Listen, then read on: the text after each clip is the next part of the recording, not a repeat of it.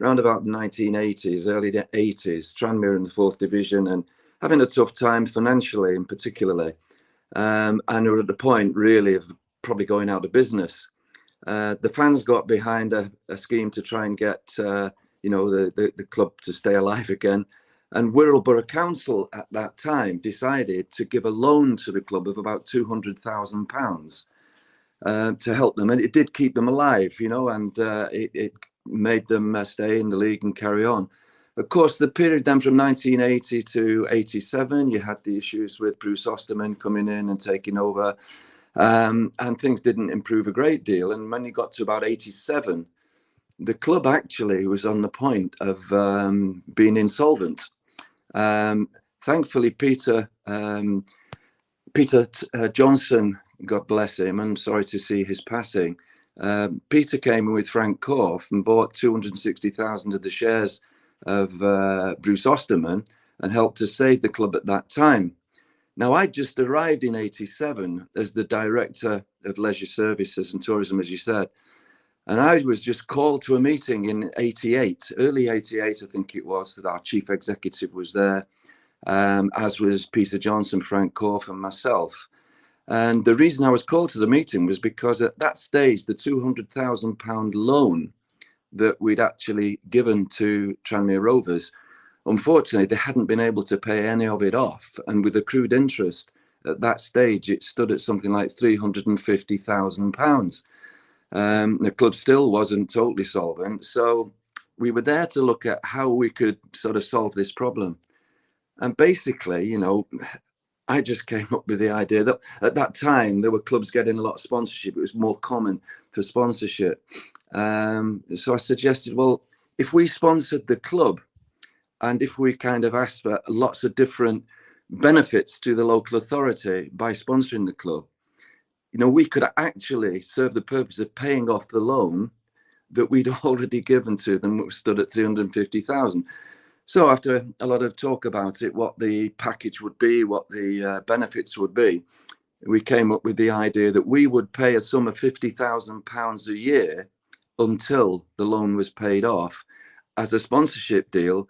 The sponsorship deal would include having Wirral on everything they had. That's the shirts, the tracksuits. It would be on the sides of the buses they travelled to games with and so on. We wanted a community program that, was working within schools and giving benefits. The players would go into clubs and schools and work with them. A number of benefits along those lines. And basically, we agreed it. And as you all know, this was your trip to the moon from I think it was signed in 1989, the deal. And from then, it was just 4 years of getting up into the First Division as it was then, 9 years in the First Division. And it was just one of these amazing periods for any Tranmere fan.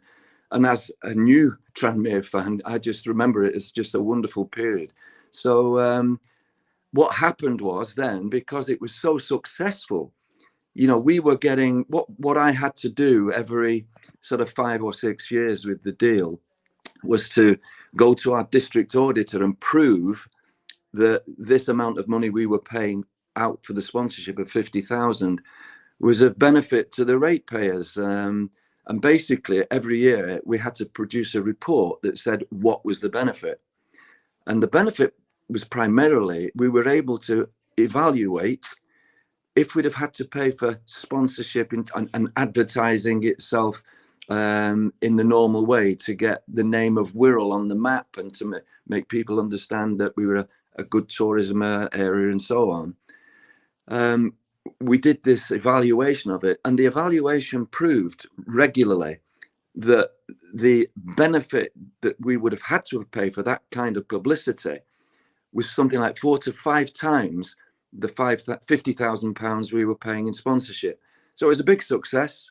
We did it for the years that then paid off the loan. And when we got to the stage of paying off the loan, that's when at that point, the council had to decide whether it would continue. And because we were getting such a benefit in terms of brand awareness, as a tourism authority in particularly, as we were getting that brand awareness, the council just decided to carry on. And as you know, as you said, it was probably ultimately the longest sponsorship in football, and one or two other local authorities, I can't remember which ones now, but I think one or two others decided to do the same kind of thing.